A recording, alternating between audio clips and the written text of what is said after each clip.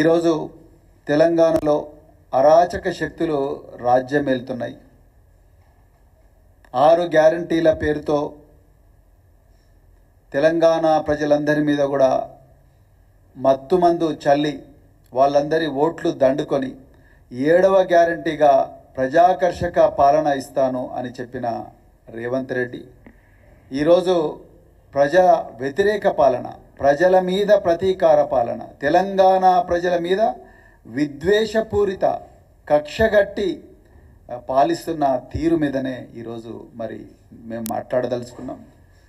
ఈరోజు ముఖ్యంగా తెలంగాణ ఉద్యమంలో అత్యంత కీలకమైన పాత్ర పోషించి కేసీఆర్ గారికి వెన్నుదన్నుగా ఉండి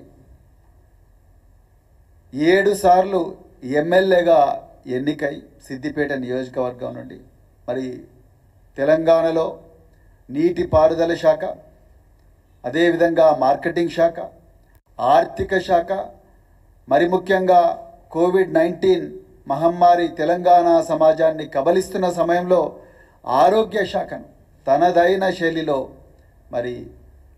నిర్వహిస్తూ తెలంగాణ ప్రజలందరి మన్ననలు పొంది దేశంలోనే తెలంగాణను ఒక గొప్ప రాష్ట్రంగా తీర్చిదిద్దిన మాజీ మంత్రివర్యులు సిద్దిపేట శాసనసభ్యులు శ్రీ తన్నీరు హరీష్ రావు గారి మీద రేవంత్ రెడ్డి కక్షగట్టి ఒక చక్రధర్ గౌడ్ అనే ఒక నేరస్తుడితో, సిద్దిపేటకు చెందిన చక్రధర్ గౌడ్ అనే నేరస్తుని పంజాగుట్ట పోలీస్ స్టేషన్లో 1205/2024 అనే అక్రమ కేసు పెట్టించిన తీరు గురించి ఈరోజు తెలంగాణ ప్రజలందరికీ కూడా చెప్పాలని ఈ మీడియా సమావేశం పెట్టడం జరుగుతూ ఉన్నది. మొట్టమొదట నేను రేవంత్ రెడ్డి గారికి ఒక్కటే వార్నింగ్ ఇస్తున్నా. రేవంత్ రెడ్డి, నువ్వు ఎన్ని అక్రమ కేసులు పెట్టినా, ఎన్ని కవ్వింపు చర్యలకు పాల్పడ్డా, నువ్వు ఎంత నీచ స్థాయికి దిగజారినా హరీష్ రావు గారు, కేటీఆర్ గారు, మిగతా అందరూ భారత రాష్ట్ర సమితి నాయకులందరూ కూడా తెలంగాణ ప్రజల పక్షాన్నే ఉంటారు. మీరు జైలుకు పంపించినా, ఉరికంబం ఎక్కించినా, ఇంకా ఏం చేసినా ఎంతోమంది పోలీస్ అధికారులను మీకు పావులుగా వాడుకొని కొంతమంది అత్యుత్సాహం చూపిస్తున్నారు. వాళ్ళ గురించి కూడా నేను ఒక 2 నిమిషాల తర్వాత చెప్తా. అధికారులు, ఐఏఎస్ అధికారులు, ఐపీఎస్ అధికారులు, వాళ్ళ గురించి కూడా చెప్తాను. మీరు ఎంతమంది అధికారులను పావులుగా వాడుకున్నా హరీష్ రావు గారు తెలంగాణ ప్రజల పక్షాన్నే ఉంటారు. ఇది గుర్తుపెట్టుకో. నీలాగా ఓటుకు నోటు కేసులో రెడ్ హ్యాండెడ్గా దొరికి జైల్లో గడిపిన వ్యక్తి హరీష్ రావు గారు కాదు.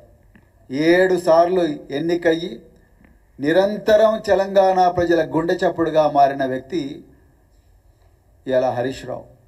అలాంటి వ్యక్తి మీద మీరు ఏవో కోడిగుడ్డు మీద ఈగలు పీకే ప్రయత్నం చేస్తున్నారు. ఆకాశం మీద ఉమ్మేసే ప్రయత్నం మీరు చేస్తున్నారు. ఇది మీ వల్ల కాదు. ఒకవైపు తెలంగాణ ప్రజలందరూ కూడా హరీష్ రావు అందరు కూడా తెలంగాణ ప్రజలందరూ ఒకవైపు ఉన్నారు, నువ్వు ఒక్కనివి ఒకవైపు ఉన్నావు. ఇలా తెలంగాణ ప్రజలను వాళ్ళ ప్రయోజనాల కోసం పోరాడుతున్న వ్యక్తి మీద ఎన్నో కేసులు పెడతా ఉన్నాం. మీరు 6 గ్యారంటీలు అమలు చేయకపోతే ప్రశ్నించినందుకు కేసులు పెట్టిండ్రు. మీరు ఎగవేతల మొత్తం ప్రజలందరికీ రుణమాఫీ ఇస్తామని చెప్పి, లేకపోతే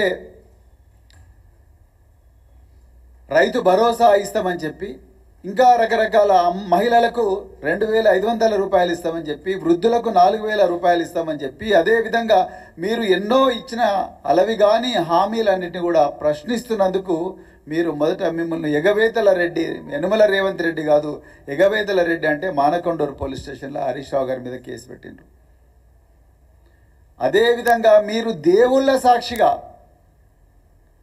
మహబూబ్నగర్ పోయి కురుమూర్తి దేవుడి మీద, వేములవాడ పోయి రాజరాజేశ్వర స్వామి వారి మీద, అదేవిధంగా హన్మకొండల ఇంకో దేవుడి మీద, అదేవిధంగా యాదాద్రి భువనగిరిలో లక్ష్మీ నరసింహస్వామి దేవుడి మీద ఒట్టేస్తే హరీష్ రావు గారు పోయి ఆ దేవుడికి దేవాలయంలో పవిత్రమైన గర్భగుడిలో పూజ చేసి మీకు కనీసం జ్ఞానోదయం అన్నా కలగాలి, దేవుళ్ళ పేరు పెట్టుకుంటూ ఈ పాపాన్ని క్షమించు రేవంత్ రెడ్డిని అన్నందుకు యాదాద్రి పోలీస్ స్టేషన్లో హరీష్ రావు గారి మీద కేసులు పెట్టారు. ఎన్నో రకరకాల కేసుల్లో హరీష్ రావు గారి పేరును ఇరికించడానికి మీరు ప్రయత్నం చేస్తూ ఉన్నారు. కానీ మీకు ఎక్కడ కూడా ఆధారం దొరకడం లేదు అన్న కుట్రతోని ఆ చక్రధర్ అనే ఒక నేరస్తుని సహారాతోని మీరు పంజాగుట్టలో హరీష్ రావు గారి మీద 12/05/2024 డిసెంబర్లో కేసు పెట్టిండ్రు.